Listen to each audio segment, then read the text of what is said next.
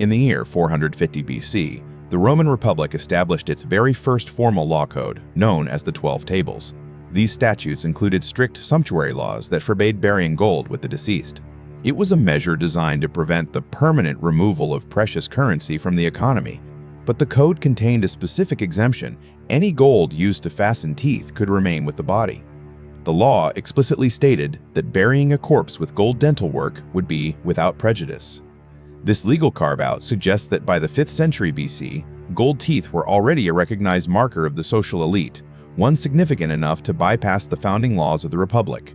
In the late 19th century, archaeologists excavating deep pre-Roman tombs in central Italy confirmed the astonishing reality behind those laws. They discovered skulls fitted with 22-karat gold bands, still holding replacement teeth in place after 2.5 millennia. These artifacts present a medical paradox. In the ancient Mediterranean, dental decay was widely attributed to toothworms, and Greek and Roman physicians largely viewed teeth as outside the scope of restorative medicine. Yet, by 630 BC, the Etruscan civilization had already mastered a technology that would not be successfully reintroduced to the West for another 2,000 years: the fixed dental bridge. The existence of these bridges suggests that a sophisticated engineering solution for tooth loss was perfected long before the emergence of professional dentistry. The earliest known bridge, found at Satricum, dates to roughly 630 BC. Its construction required a level of metallurgical control that few ancient cultures possessed. This wasn't the work of healers. These devices were crafted by master goldsmiths, the same artisans who produced the intricate granulation and braided gold chains found in elite Etruscan tombs.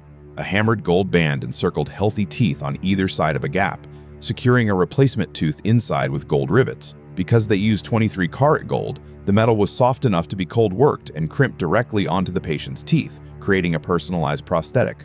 These bands were not medical treatments for disease, they were high-status body modifications, turning the mouth into a permanent display for luxury jewelry.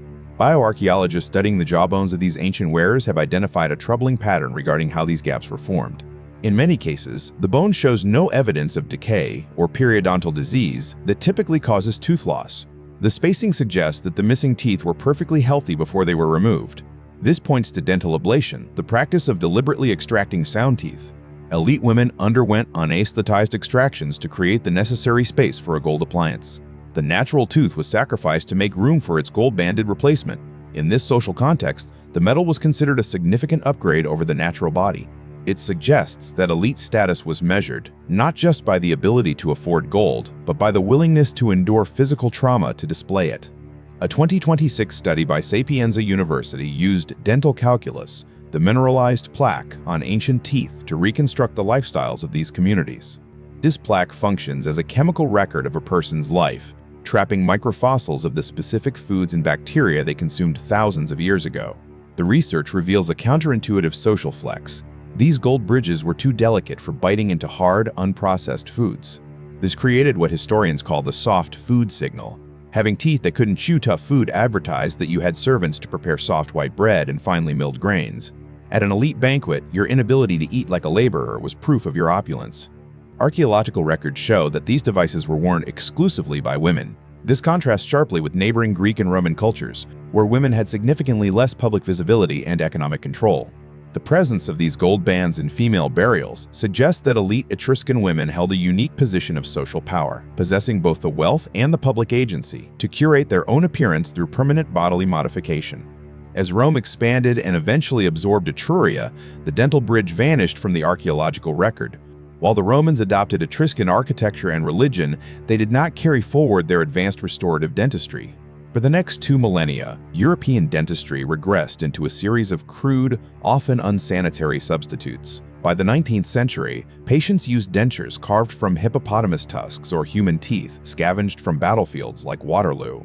Because these materials were organic, they rotted and smelled when exposed to moisture, providing a stark contrast to the stable, biocompatible gold used 2,000 years earlier. The transition from the precision of 600 BC to the scavenged teeth of 1815 represents a massive regression in material science, an advanced engineering solution that was forgotten for over 20 centuries. It wasn't until the late 20th century that modern dentistry returned to the Etruscan logic of using fixed, metal-anchored frameworks to replace missing teeth. The sociological successor to the Etruscan gold band is found in the gold grills of modern hip-hop culture. The social logic is identical. a luxury display installed over the teeth by a jeweler to signal wealth and status to close observers. Most of these ancient devices remain unread in tombs or tucked away in museum collections, separated from the modern world by thousands of years of dirt and forgotten history. These artifacts demonstrate that while technical knowledge is fragile, the human drive to transform the body into a canvas for social power remains constant.